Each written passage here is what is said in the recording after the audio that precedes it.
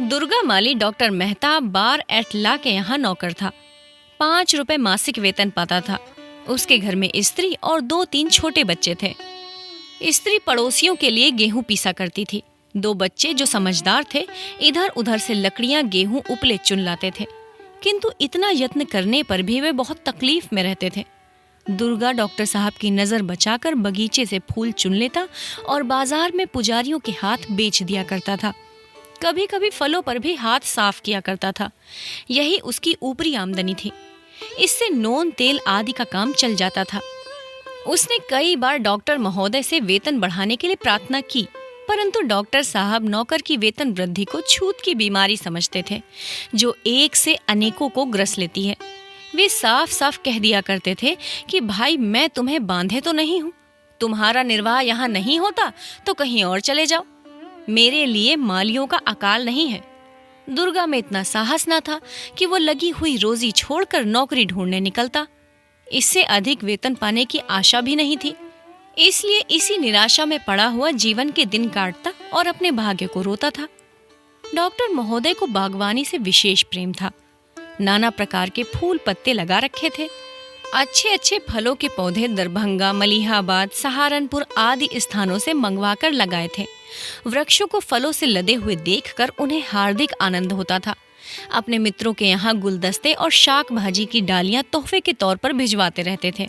उन्हें फलों को आप खाने का शौक न था, पर मित्रों को खिलाने में उन्हें असीम आनंद प्राप्त होता था।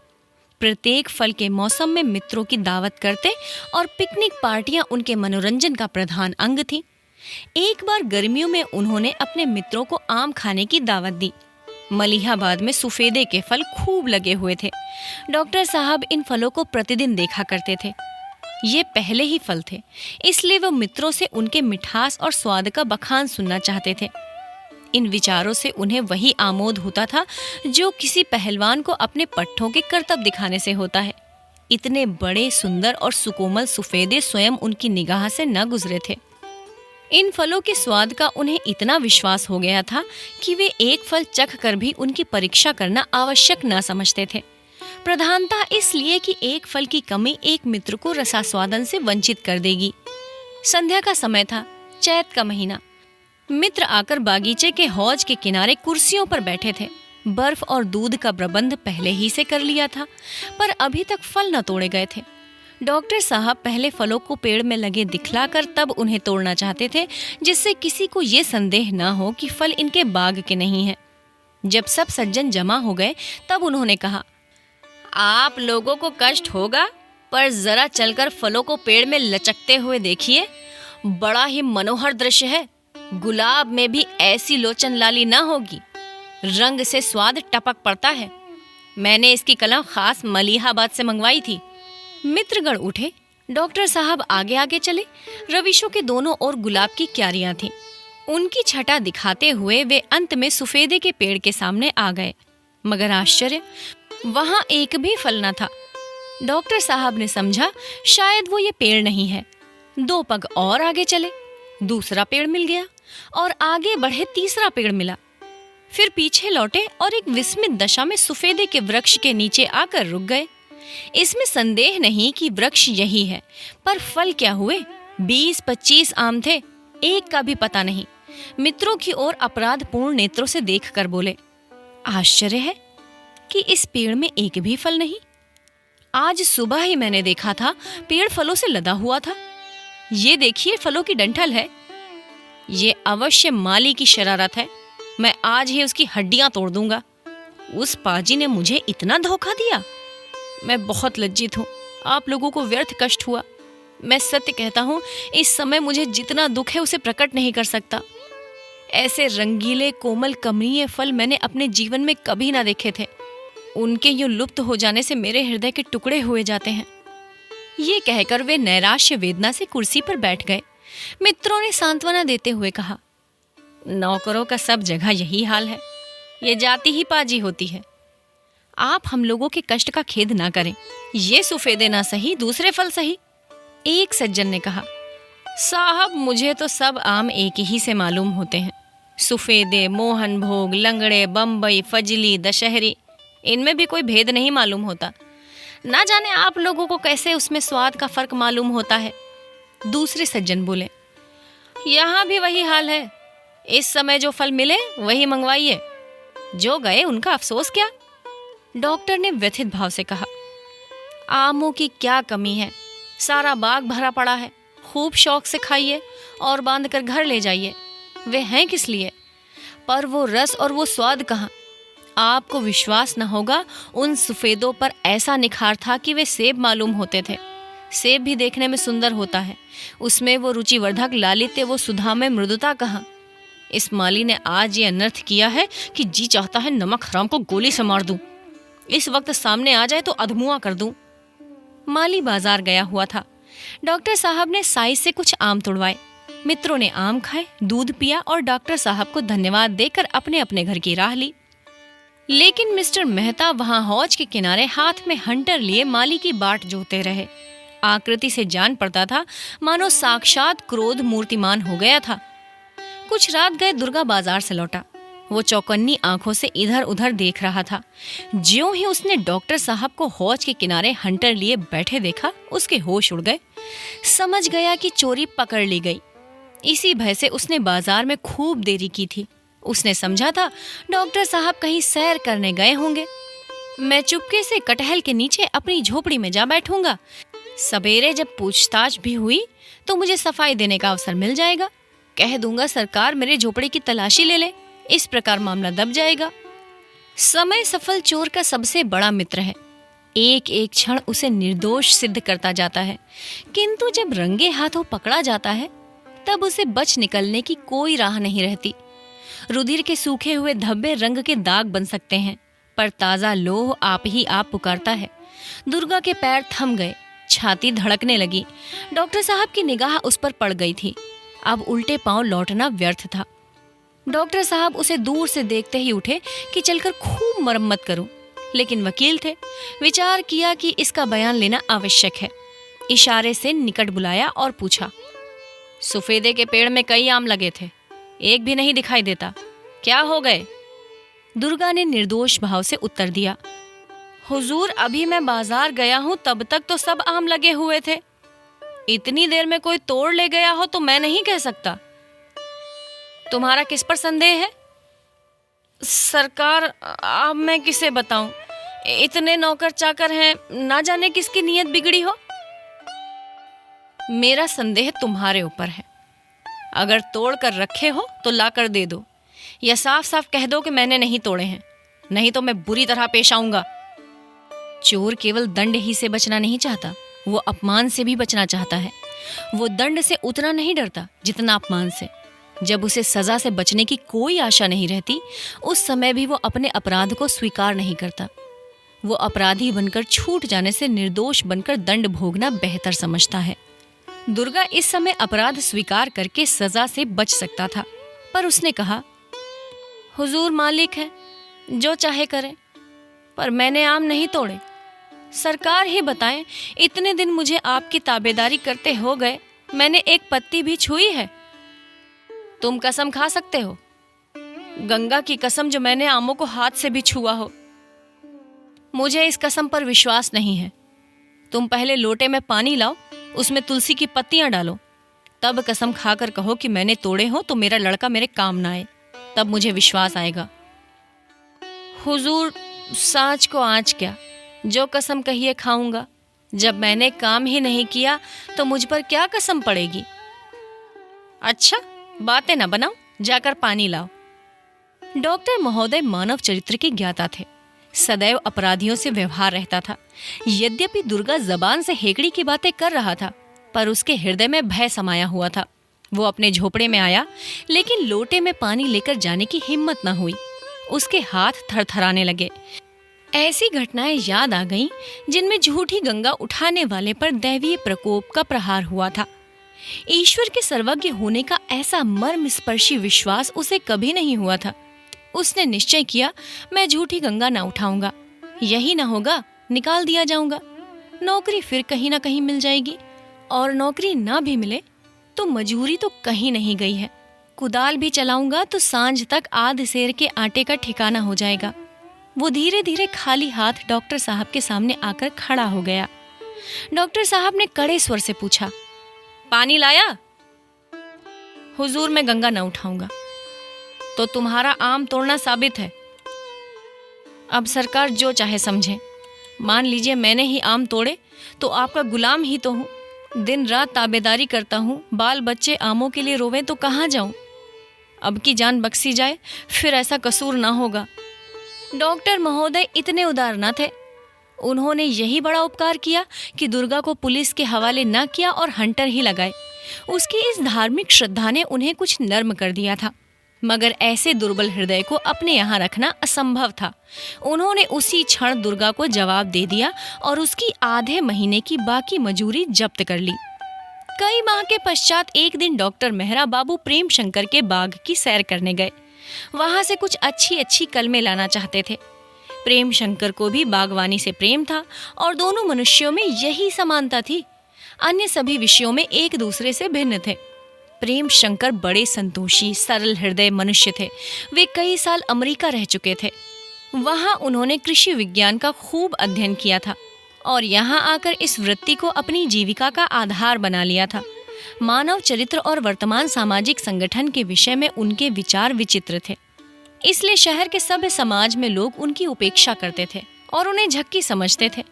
इसमें कोई संदेह नहीं कि उनके सिद्धांतों से लोगों को एक प्रकार की दार्शनिक सहानुभूति थी, पर उनके क्रियात्मक होने के विषय में उन्हें बड़ी शंका थी। संसार कर्म क्षेत्र है, मीमांसा क्षेत्र नहीं। यहाँ सिद्धांत सिद्धांत ही रहेंगे, उनका प्रत्यक्ष घटनाओं से संबंध नहीं। डॉक्टर साहब बागीचे में पहुंचे तो उन्होंने प्रेम शंकर को क्यारियों में पानी देते हुए पाया। कुएं पर एक मनुष्य खड़ा पंप से पानी निकाल रहा था। मेहरा ने उसे तुरंत ही पहचान लिया। वो दुर्गा माली था। डॉक्टर साहब के मन में उस समय दुर्गा के प्रति एक विचित्र ईर्ष्या का भाव उत्पन्न हुआ। जिस नराधम को उन्होंने दंड देकर अपने यहाँ से अलग कर दिया था, उसे नौकरी क्यों मिल गई? यदि दुर्गा इस वक्त फटे हाल रोनी सूरत बनाए दिखाई देता तो डॉक्टर साहब को उस पर कुछ दया आ जाती। वे संभवतः उसे कुछ इनाम देते और प्रेम शंकर से उसकी प्रशंसा भी कर देते। उनकी प्रकृति में दया थी और अपने नौकरों पर उनकी कृपा दृष्टि रहती थी, परंतु उनकी कृपा और दया में लेश मात्र भी भेद न था जो अपने कुत्तों और घोड़ों से थी। इस कृपा का आधार न्याय नहीं, दीन पालन है। दुर्गा ने उन्हें देखा, कुएं पर खड़े खड़े सलाम किया और फिर अपने काम में लग गया। उसका ये अभिमान डॉक्टर साहब के हृदय में भाले की भांति चुभ गया। उन्हें ये विचार करके अत्यंत क्रोध आया कि मेरे यहाँ से निकलना इसके लिए हितकर हो गया। उन्हें अपनी सहृदयता पर जो घमंड था उसे बड़ा आघात लगा। प्रेम शंकर ज्यों ही उनसे हाथ मिलाकर उन्हें क्यारियों की सैर कराने लगे, त्यों ही डॉक्टर साहब ने उनसे पूछा, ये आदमी आपके यहाँ कितने दिनों से है? यही 6-7 महीने होंगे। कुछ नोच खसोड़ तो नहीं करता?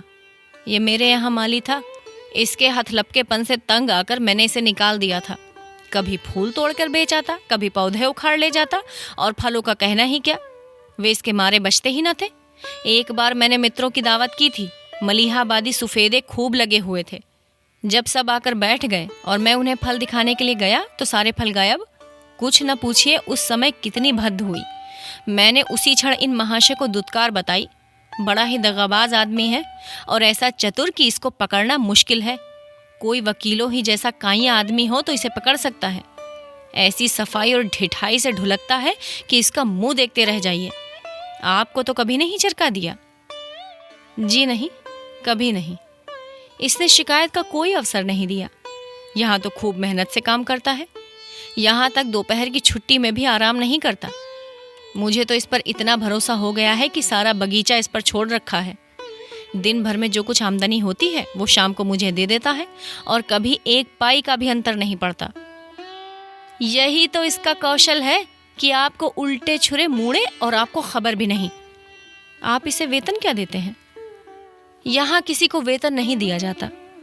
सब लोग लाभ में बराबर के साझेदार हैं। महीने भर में आवश्यक व्यय के पश्चात जो कुछ बचता है उनमें से 10 रुपये प्रति सैकड़ा धर्म खाते में डाल दिया जाता है। शेष रुपए समान भागों में बांट दिए जाते हैं। पिछले महीने में 140 रुपए की आमदनी हुई थी। मुझे मिलाकर यहाँ 7 आदमी हैं। 20 रुपए हिस्से पड़े। अब की नारंगियां खूब हुई थी। मटर की फलियां, गन्ने, गोभी आदि से अच्छी आमदनी हो रही है। 40 रुपए से कम ना पड़ेंगे। डॉक्टर मेहरा ने आश्चर्य से पूछा, इतने में आपका काम चल जाता है? प्रेम शंकर, जी हाँ, बड़ी सुगमता से। मैं इन्हीं आदमियों के से कपड़े पहनता हूँ, इन्हीं का सा खाता हूँ और मुझे कोई दूसरा व्यसन नहीं है। यहाँ 20 रुपए मासिक उन औषधियों का खर्च है जो गरीबों को दी जाती है। ये रुपये संयुक्त आय से अलग कर लिए जाते हैं। किसी को कोई आपत्ति नहीं है। ये साइकिल जो आप देखते हैं संयुक्त आय से ही ली गई है। जिसे जरूरत होती है इस पर सवार होता है। मुझे ये सब अधिक कार्यकुशल समझते हैं और मुझ पर पूरा विश्वास रखते हैं। बस मैं इन्हीं का मुखिया हूँ। जो कुछ सलाह देता हूँ उसे सब मानते हैं। कोई भी ये नहीं समझता कि मैं किसी का नौकर हूँ। सब के सब अपने को साझेदार समझते हैं और जी तोड़कर मेहनत करते हैं। जहाँ कोई मालिक होता है और दूसरा नौकर, तो इन दोनों में तुरंत द्वेष पैदा हो जाता है। मालिक चाहता है कि इससे जितना काम लेते बने लेना चाहिए। नौकर चाहता है कि मैं कम से कम काम करूं। उसमें स्नेह या सहानुभूति का नाम तक नहीं होता। दोनों यथार्थ में एक दूसरे के शत्रु होते हैं। इस प्रतिद्वंदिता का दुष्परिणाम हम और आप देख ही रहे हैं। मोटे और पतले आदमियों के पृथक पृथक दल बन गए हैं और उनमें घोर संग्राम हो रहा है। कल चिन्हों से ज्ञात होता है कि ये प्रतिद्वंदिता अब कुछ ही दिनों की मेहमान है। इसकी जगह अब सहकारिता का आगमन होने वाला है। मैंने अन्य देशों में इस घातक संग्राम के दृश्य देखे हैं और मुझे घृणा हो गई है। सहकारिता ही हमें इस संकट से मुक्त कर सकती है। तो ये कहिए कि आप सोशलिस्ट हैं? जी नहीं, मैं सोशलिस्ट या डेमोक्रेटिक नहीं हूँ। मैं केवल न्याय और धर्म का दीन सेवक हूँ। मैं निस्वार्थ सेवा को विद्या से श्रेष्ठ समझता हूँ। मैं अपनी आत्मिक और मानसिक शक्तियों को, बुद्धि सामर्थ्य को धन और वैभव का गुलाम नहीं बनाना चाहता। मुझे वर्तमान शिक्षा और सभ्यता पर विश्वास नहीं। विद्या का धर्म है आत्मिक उन्नति का फल, उदारता, त्याग, सदिक्षा, सहानुभूति, न्यायपरता और दयाशीलता। जो शिक्षा हमें निर्बलों को सताने के लिए तैयार करे, जो हमें धरती और धन का गुलाम बनाए, जो हमें भोग विलास में डुबाए, जो हमें दूसरों का रक्त पीकर मोटा होने का इच्छुक बनाए, वो शिक्षा नहीं है। अगर मूर्ख लोभ और मोह के पंजे में फंस जाएं तो वे क्षम्य हैं, परंतु विद्या और सभ्यता के उपासकों की स्वार्थांधता अत्यंत लज्जाजनक है। हमने विद्या और बुद्धि बल की विभूति शिखर पर चढ़ने का मार्ग बना लिया है। वास्तव में वो सेवा और प्रेम का साधन था। कितनी विचित्र दशा है कि जो जितना बड़ा ही विद्वान है वो उतना ही बड़ा स्वार्थी है। बस हमारी सारी विद्या और बुद्धि, हमारा सारा उत्साह और अनुराग धन लिप्सा में ग्रसित है। हमारे प्रोफेसर साहब 1000 से कम वेतन पाएं तो उनका मुंह ही सीधा नहीं होता। हमारे दीवान और माल के अधिकारी लोग 2000 मासिक पाने पर भी अपने भाग्य को रोया करते हैं। हमारे डॉक्टर साहब चाहते हैं कि हमारे मरीज मरे या जिएं, मेरी फीस में बाधा ना पड़े। और हमारे वकील साहब, क्षमा कीजिएगा, ईश्वर से मनाया करते हैं कि ईर्ष्या और द्वेष का प्रकोप हो और सोने की दीवार खड़ी कर लूं। समय धन है। इसी वाक्य को हम ईश्वर वाक्य समझ रहे हैं। इन महान पुरुषों में से प्रत्येक व्यक्ति सैकड़ों नहीं 1000 लाखों की जीविका हड़प जाते हैं और फिर भी उन्हें जाति का भक्त बनने का दावा है। वो अपने स्वजाति प्रेम का डंका बजाता फिरता है। पैदा दूसरा करे, पसीना दूसरे बहाएं, खाना और मोछों पर ताव देना इनका काम है। मैं समस्त शिक्षित समुदाय को केवल निकम्मा ही नहीं वरन अनर्थकारी भी समझता हूँ। डॉक्टर साहब ने बहुत धैर्य से काम लिया और पूछा, तो क्या आप चाहते हैं कि हम सब के सब मजूरी करें? जी नहीं, हालांकि ऐसा हो तो मनुष्य जाति का उपकार हो। मुझे जो आपत्ति है ये केवल दशाओं में इस अन्यायपूर्ण समता से है। यदि एक मजूर 5 रुपया में अपना निर्वाह कर सकता है तो एक मानसिक काम करने वाले प्राणी के लिए इससे दुगनी तिगनी आय काफी होनी चाहिए, और वो अधिकता इसलिए कि उसे कुछ उत्तम भोजन, वस्त्र तथा सुख की आवश्यकता होती है। मगर 5 और 5000, 50 और 50,000 का अस्वाभाविक अंतर क्यों हो? इतना नहीं, हमारा समाज 5 और 5 लाख के अंतर का भी तिरस्कार नहीं करता, वरन उसकी और भी प्रशंसा करता है। शासन प्रबंध, वकालत, चिकित्सा, चित्र रचना, शिक्षा, दलाली, व्यापार, संगीत और इसी प्रकार की सैकड़ों अन्य कलाएं शिक्षित समुदाय की जीवन वृत्ति बनी हुई हैं, पर इसमें से एक भी धनोपार्जन नहीं करती। इनका आधार दूसरों की कमाई पर है। मेरी समझ में ये नहीं आता कि वो उद्योग धंधे जो जीवन में सामग्रियां पैदा करते हैं, जिन पर जीवन का अवलंब है, क्यों उन पेशों से नीचे समझे जाएं जिनका काम मनोरंजन या अधिक से अधिक धनोपार्जन में सहायता करना है। आज सारे वकीलों को देश निकाला हो जाए, सारे अधिकारी वर्ग लुप्त हो जाएं और सारे दलाल स्वर्ग सिधारें, तब भी संसार का काम चलता रहेगा, बल्कि और सरलता से। किसान भूमि जोतेंगे, जुलाहे कपड़े बुनेंगे, बढ़ई लोहार राज चर्मकार सब के सब पूर्ववत अपना काम करते रहेंगे। उनकी पंचायतें उनके झगड़ों का निपटारा करेंगे। लेकिन यदि किसान न हो तो सारा संसार क्षुधा पीड़ा से व्याकुल हो जाए। परंतु किसान के लिए 5 रुपए बहुत समझा जाता है और वकील साहब या डॉक्टर साहब को 5,000 भी काफी नहीं। डॉक्टर साहब ने तपाक से कहा, आप अर्थशास्त्र के उस महत्वपूर्ण सिद्धांत को भूल जाते हैं जिसे श्रम विभाजन कहते हैं। प्रकृति ने प्राणियों को भिन्न भिन्न शक्तियां प्रदान की हैं और उनके विकास के लिए भिन्न भिन्न दशाओं की आवश्यकता होती है। मैं ये कब कहता हूँ कि प्रत्येक मनुष्य को मजूरी करने पर मजबूर किया जाए? नहीं, जिसे परमात्मा ने विचार शक्ति दी है वो शास्त्रों की विवेचना करे, जो भावुक हो वो काव्य रचना करे, जो अन्याय से घृणा करता हो वो वकालत करे। मेरा कथन ये है कि विभिन्न कार्यों की हैसियत में इतना अंतर नहीं रहना चाहिए। मानसिक और औद्योगिक कामों में इतना फर्क न्याय के विरुद्ध है। ये प्रकृति के नियमों के प्रतिकूल ज्ञात होता है कि आवश्यक और अनिवार्य कार्यों पर अनावश्यक और अनिवार्य कार्यों की प्रधानता हो। कतिपय सज्जनों का मत है कि इस साम्य से गुणी लोगों का अनादर होगा और संसार को उनके सद्विचारों और सत्कार्यों से लाभ न पहुंचेगा। किंतु वे भूल जाते हैं कि संसार के बड़े से बड़े पंडित, बड़े से बड़े कवि, बड़े से बड़े आविष्कारक, बड़े से बड़े शिक्षक धन और प्रभुता के लोभ से मुक्त थे। हमारे अस्वाभाविक जीवन का एक कुपरिणाम ये भी है कि हम बलात् कवि और शिक्षक बन जाते हैं। संसार में आज अगणित लेखक और कवि, वकील और शिक्षक उपस्थित हैं। वे सब के सब पृथ्वी पर भार रूप हो रहे हैं। जब उन्हें मालूम होगा कि इन दिव्य कलाओं में कुछ लाभ नहीं, तो वही लोग कवि होंगे जिन्हें कवि होना चाहिए। संक्षेप में यही कहना है कि धन की प्रधानता ने हमारे समस्त समाज को उलट पुलट दिया है। डॉक्टर मेहरा अधीर हो गए, बोले, महाशय, समाज संगठन का ये रूप देवलोक के लिए चाहे उपयुक्त हो, पर भौतिक संसार के लिए और इस भौतिक काल में वो कदापि उपयोगी नहीं हो सकता। प्रेम शंकर, केवल इसी कारण से अभी तक धनवानों का, जमींदारों का और शिक्षित समुदाय का प्रभुत्व जमा हुआ है। पर इसके पहले भी कई बार इस प्रभुत्व को धक्का लग चुका है और चिन्हों से ज्ञात होता है कि निकट भविष्य में फिर इसकी पराजय होने वाली है। कदाचित वो हार निर्णयात्मक होगी। समाज का चक्र साम्य से आरंभ होकर फिर साम्य पर ही समाप्त होता है। एकाधिपत्य, रईसों का प्रभुत्व और वाणिज्य प्राबल्य उसकी मध्यवर्ती दशाएं हैं। वर्तमान चक्र ने मध्यवर्ती दशाओं को भोग लिया है और वह अपने अंतिम स्थान के निकट आता जाता है। किंतु हमारी आंखें अधिकार और प्रभुता के मद में ऐसी भरी हुई हैं कि हमें आगे पीछे कुछ सूझता नहीं।